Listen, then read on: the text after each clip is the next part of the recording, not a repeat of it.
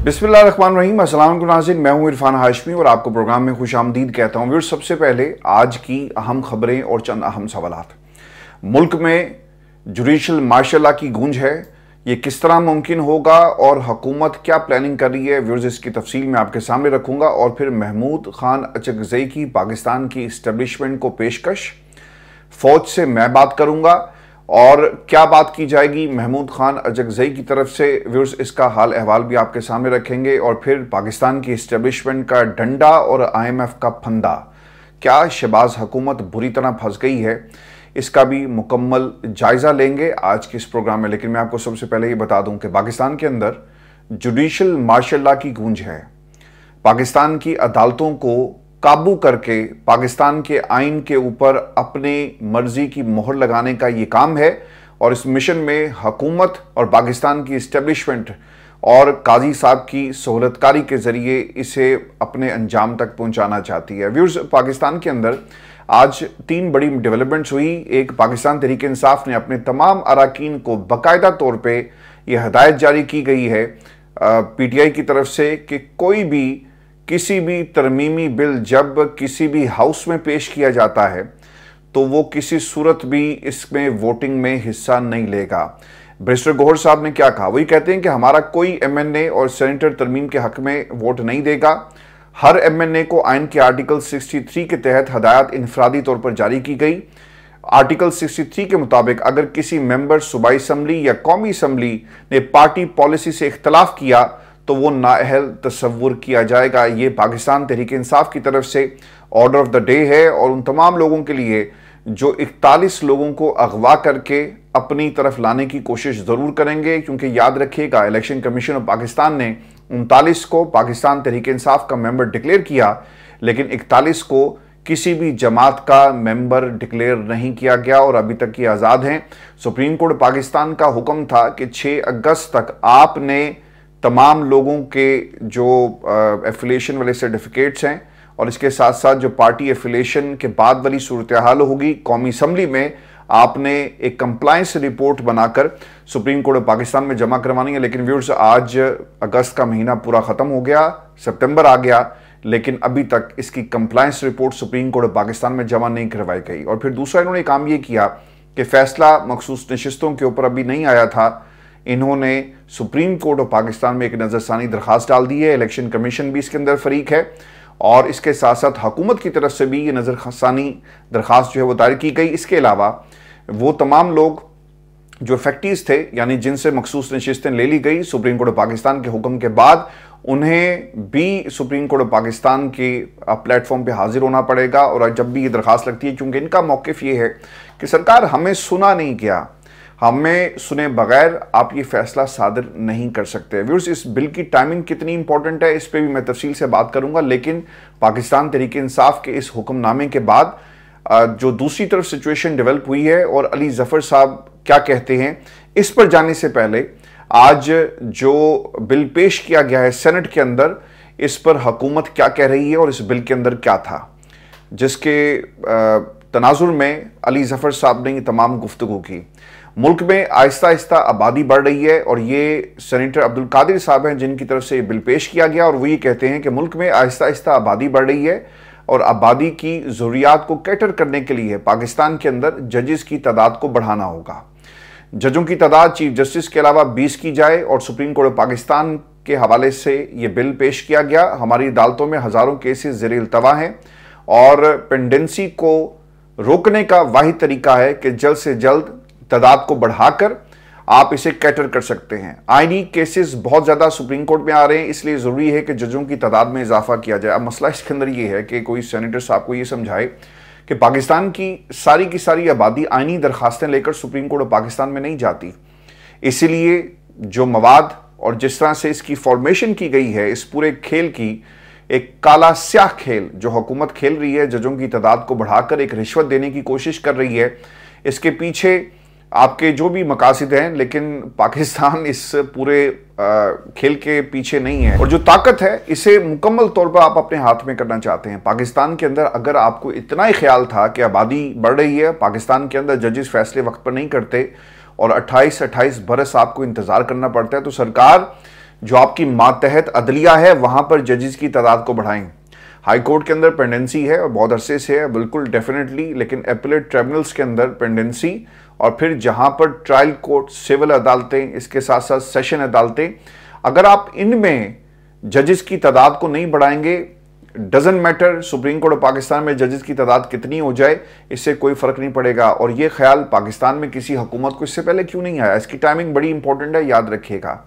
ऐसे वक्त में जब हुकूमत जजेस की तादाद को बढ़ाकर अपने लिए एक रास्ता बना रही है और तरमीम करने और फिर वो तमाम केसेस जो पाकिस्तान तहरीके इंसाफ के खिलाफ इन अदालतों में जाएंगे, अपनी मर्जी के बेंचेस, अपनी मर्जी के फैसले और अपनी मर्जी का चीफ जस्टिस, ये इसके पीछे घिनौना खेल है जो इस वक्त खेला जा रहा है। अब से ये भी सवाल पाकिस्तान की आवाम जरूर पूछती होगी उन तमाम बीरबलों से कि आपने 2 एडहॉक जजेस लगाए, 4 आप लाना चाहते थे, 2 ने इनकार कर दिया, कितना बैकलॉग अभी तक खत्म किया गया है? आज जो सबसे अहम बात है वो अली जफर साहब कर रहे हैं। वो ये कहते हैं कि पाकिस्तान के अंदर अगर ये आईनी तरमीम हो गई, याद रखिएगा बहुत ही अहम नुक्ता है, तो फिर आप इस तरमीम को किसी भी सुप्रीम कोर्ट में चैलेंज नहीं कर सकते और कोई भी तरमीम के खिलाफ फैसला नहीं आएगा। और अली जफर ये भी कहते हैं कि जुडिशल कू होने लगा है, सुप्रीम कोर्ट में 7 जजेस ही क्यों बढ़ाने हैं? जैसे मामला चल रहे हैं समझ आ रही है कि जुडिशल कू यानी अदालती बगावत होने जा रही है और ये कोशिश है। बगावत कराने के लिए जितनी तादाद चाहिए वो 7 है और सैयद अली जफर सुप्रीम कोर्ट में 7 जजेस के बढ़ाने के ऊपर इसे अदालती बगावत से जो है वो तशबीह दे रहे हैं। व्यूअर्स, पाकिस्तान के अंदर जजेस की तादाद को बढ़ाने का एक ही मकसद है कि पावर अपने हाथ में की जाए और फिर ये जो लोग ढूंढ कर लाएंगे हीरे, ये कहां से आएंगे? इनका ताल्लुक पाकिस्तान की किस सियासी जमात से होगा? इनका ताल्लुक किस कबीले से होगा? ये क्या सोच रखते हैं? ये पाकिस्तान की एस्टेब्लिशमेंट के नुमाइंदे बनकर सुप्रीम कोर्ट पाकिस्तान में आएंगे और फिर क्या कुछ लोगों के इक़्तिदार के सूरज को हमेशा के लिए तुलू रखा जाएगा? ये तमाम चीज़ें बड़ी इंपॉर्टेंट हैं जो इस वक्त पाकिस्तान में सियासी जमातों को समझ नहीं आ रही।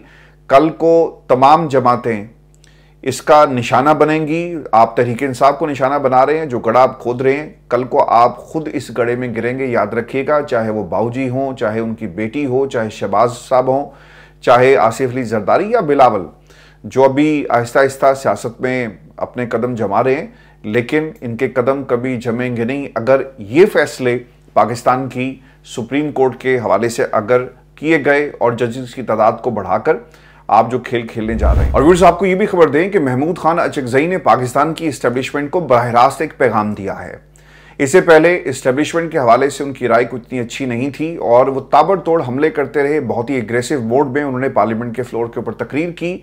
इस्टेब्लिशमेंट कौन होती है और इस्टेब्लिशमेंट का क्या किरदार है, ये महमूद खान अचकजई ने बगैर किसी रोक टोक के पाकिस्तान की पार्लियामेंट के फ्लोर पे खड़े होकर उनको ये बताया। लेकिन अब उनके मिजाज में ये अक्सर तब्दीली आ गई है और उन्होंने कुछ बातें पाकिस्तान की इस्टेब्लिशमेंट को रास्ता निकालने के लिए और पाकिस्तान के लिए ये सब बातें कही हैं। वो क्या कहते हैं कि मैं इस्टेब्लिशमेंट समेत सबसे मुज़ाकरात करूंगा, तमाम सियासी जमातें बैठकर मुल्क का सोचें, मुज़ाकरात होंगे और ये होने चाहिए। बैठकर सोचना होगा कि मुल्क में बहरान कैसे इससे हम निकाल सकते हैं। हमने इस्टेब्लिशमेंट को बाइज्जत रास्ता देना है। ये बहुत ही अहम जुमला है, क्योंकि अगर पाकिस्तान की इस्टेब्लिशमेंट इसे अपनी अना की जंग बनाकर और मसला बनाकर आगे बढ़ेगी तो फिर पाकिस्तान का बहुत ज़्यादा नुकसान हो जाएगा। मुल्क का हर हिस्सा जो है ना वो इस वक्त चीख रहा है, जल रहा है।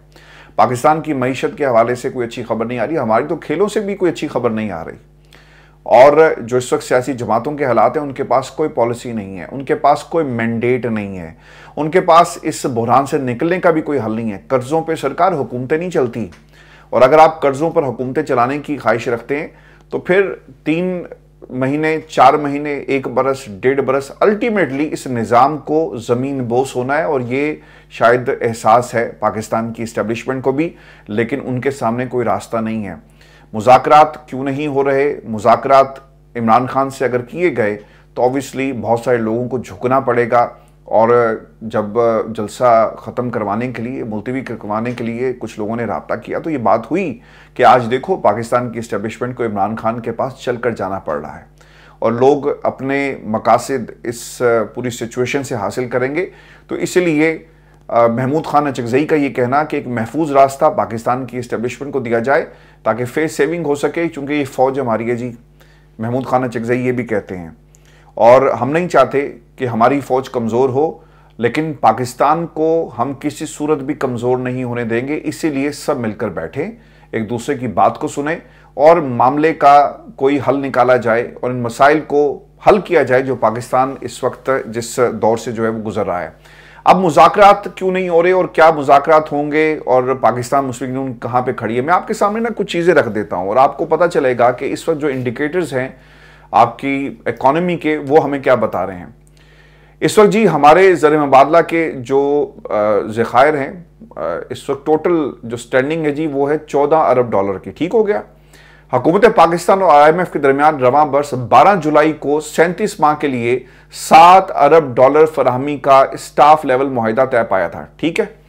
अब प्रोग्राम की मंजूरी जो फंड जारी करने, उन्होंने ये कहा कि जाकर पहले आप सऊदी अरब से रोल ओवर करवाएं और इसके साथ साथ आपने जाना है चीन, और उन्हें भी यही कहना है कि आप ये हमारे जो पैसे हैं जो कर्जा है इसे रोल ओवर कर दें और फिर हम आपको पैसे देंगे। क्योंकि मसला ये कि IMF ये कहती है और अमेरिका भी बार बार ये कह रहा था, जब आपको याद होगा कि उन्होंने भी एक ग्रांट पाकिस्तान के लिए जारी करने का फैसला किया कि आप ये पैसा चीन और सऊदी अरब को नहीं देंगे बल्कि ये पैसा पाकिस्तान में खर्च किया जाएगा। अब मसला ये कि जिनकी किस्त की अदायगी ड्यू है वो अपना पैसा मांग रहे हैं। सऊदी अरब कह रहा है कि भाई हमारा पैसा रखो, और दूसरी तरफ चीन भी कह रहा है कि भाई हमारा पैसा वापस किया जाए। चीन की हुकूमत मुसलसल ये पाकिस्तान को पैगाम दे रही है।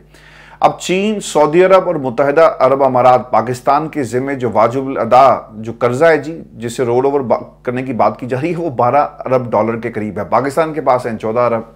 अगर पैसा आपको IMF ने दे दिया तो कुछ वक्त तो गुजर जाएगा, लेकिन सऊदी अरब जब तक रोल ओवर नहीं करता, चीन जब तक ये पैसा जो रोल ओवर नहीं करता, उस वक्त तक आपको IMF फंड जारी नहीं करेगा। तो हमारे पास ख़जाने के अंदर तकरीबन 13-14 अरब डॉलर पड़े हुए हैं और हमने अदा कितने करने हैं, 10 से 12 अरब डॉलर के दरमियान। तो फिर मामला आगे कैसे बढ़ेंगे?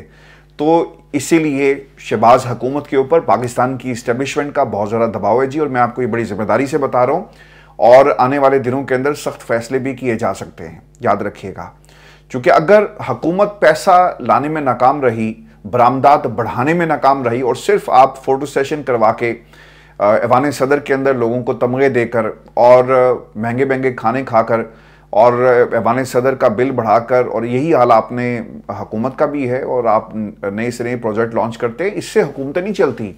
आपको अपनी बरामदात को बढ़ाना होगा। इंडस्ट्री कैसे लगेगी? टैक्स आपने बढ़ा दिया, बरामदात नहीं बढ़ी और लोग अपनी इंडस्ट्री को ख़त्म करें। मेरी आज पाकिस्तान में किसी दोस्त से बात हुई, वो ये कहता है कि फाइबर को पाकिस्तान के अंदर मुकम्मल तौर पर डिसेबल कर दिया गया। मैं आपको बड़ी इंडस्ट्री की बात नहीं कर रहा, जो हमारी फ्रीलांसर इंडस्ट्री थी वहाँ पर फाइबर आपका पाकिस्तान के अंदर मौजूद नहीं है। और मैं पिछले 3 घंटों से एक दोस्त से पाकिस्तान में राब्ते में था और कुछ हम काम कर रहे थे एक वेबसाइट के हवाले से। तो पाकिस्तान में वेबसाइट और जितने प्लगइन्स थे और जिस तरह से उसको अपलोड वो करना चाह रहा था वो नहीं हो रहा, क्योंकि इंटरनेट की स्पीड नहीं है। हमारी इंडस्ट्री पाकिस्तान से जा रही है, और उसने मुझे कहा कि मैं संजीदगी से ये सोच रहा हूं कि मैं दुबई चला जाऊं, क्योंकि वहां पे ये मसाइल नहीं है जो आज पाकिस्तान में हुए हैं। ये मैं आपको एक छोटा, जो बिल्कुल एक माइक्रो लेवल के ऊपर जो यूनिट है ना हमारी इकोनॉमी का, उसके हालात बता रहा हूं कि वो पाकिस्तान से शिफ्ट करना चाहता है। तो आप यहाँ पे बड़ी इंडस्ट्री को कैसे लाएंगे? सरमायाकार कैसे आएगा? आप अपनी ज़मीनें बेचने की ख्वाहिश रखते थे, लेकिन ज़मीनें भी कोई नहीं खरीद रहा। आप अपने कौमी असासों को बेच रहे थे कि गिरवी रखकर हम शायद अपना पैसा जो है पूरा कर लें, वो भी कोई लेने के लिए नहीं आ रहा। तो हालात पाकिस्तान की इकोनॉमी के इतने बुरे हो गए हैं। तो शहबाज साहब अपनी अब खैर बनाए। अगर ये पैसे ना आए, मैंने आपको ना बहुत पहले ये बात कही थी कि मार्शल लॉ सरकार कब का लग चुका होता पाकिस्तान के अंदर, एलानिया मार्शल लॉ, कि हम आ गए हैं, कर लो जो कुछ करना है।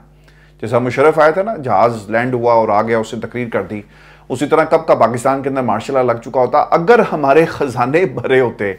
लेकिन यहाँ पर खजाने खाली हैं, इसीलिए मार्शल लॉ पाकिस्तान के अंदर नहीं लग रहा। जिस दिन खजाने भरे गए और पैसा आ गया तो इस हुकूमत के जरिए तो ये चलाएंगे, लेकिन ये एक बहुत बड़ा अब सवाल है शहबाज हुकूमत के लिए कि वो किस तरह से इस मामले का हल निकालेंगे। मैं आपको व्यूअर्स ये भी खबर दे दूं कि अचकजई फौज से बात करेंगे और मुज़ाकरात करने हैं तो कर लें। ख्वाजा आसिफ साहब की ये पेशकश है, और उन्होंने आगे क्या कहा। कौमी असम्बली में वो खिताब करते हैं और उन्होंने इसका जवाब दिया है कि पीटीआई वाले चाहते हैं कि एस्टेब्लिशमेंट इनको रिलीफ दे, ये उनसे भी मुज़ाकरात कर लें तो हमें इख्तलाफ नहीं है, मुज़ाकरात करने हैं तो करें, वरना मिन्नत करने का कोई तरीका ढूंढ लें।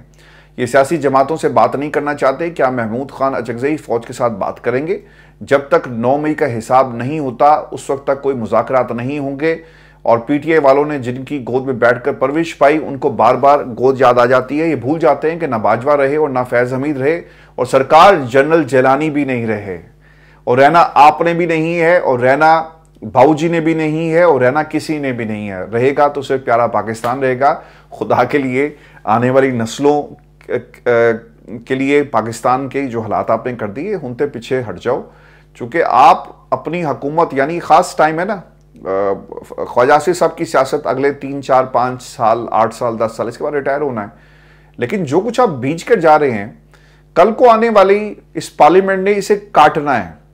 और जो हालात आज आपने क्रिएट किए पाकिस्तान के लिए, आने वाली नस्लों ने इसके ऊपर जो है वो इसे फेस करना है। मुझे आज किसी ने सवाल किया, और एक हमारा यहाँ पे एक फोकस ग्रुप है और हम इस हवाले से एक डॉक्यूमेंट्री भी बना रहे हैं, और इंशाल्लाह वो डॉक्यूमेंट्री जो है वो नेटफ्लिक्स के ऊपर जाएगी।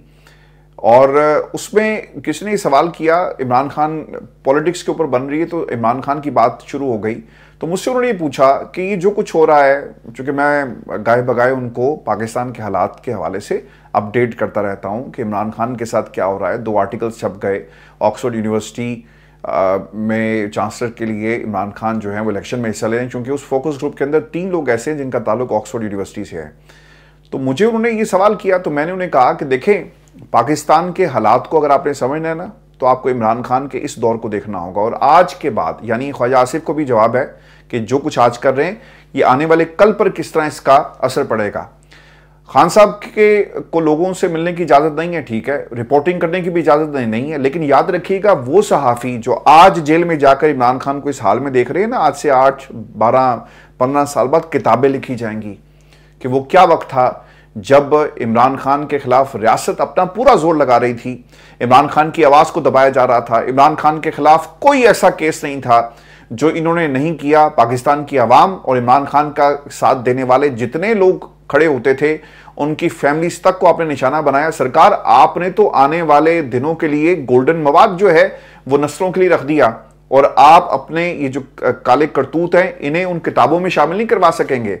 सिर्फ अगर कोई चीज़ बाकी रहेगी आने वाले सालों के अंदर, तो वो इमरान खान का वो किरदार है जो पाकिस्तान के लिए वो डट के खड़ा है। आपकी इन हरकतों से, जिसमें आप पाकिस्तान की इस्टेब्लिशमेंट के सहारे और कुछ लोगों की मर्जी से ये बोलने का जो आपको कॉन्फिडेंस मिला हुआ है ना, ये सब खत्म हो जाएगा। चाहे वो बाऊजी हो, आपने कहा ना कि ना फैज़ रहे ना बाजवा रहे, सर जनरल जिलानी भी नहीं रहे, वो भी अल्लाह को प्यारे हो गए, और अल्लाह को प्यारे सब ने हो जाना है। लेकिन जो आपका किरदार है वो हमेशा रहता है। इस वक्त जो सियासी किरदार है वो कौम बहुत करीब से देख रही है, और वो इमरान खान को भी बहुत करीब से देख रही है कि इमरान खान ने क्या कुर्बानियां दी, और वो कुर्बानियां आप और आपकी आने वाली 10 नस्लें भी नहीं दे सकती। असद कैसे ने इसका जवाब दिया है कि आपको 80 साल की उम्र में ऐसी बातें करते हुए शर्म आनी चाहिए। बिल्कुल सही उन्हें जवाब मिला।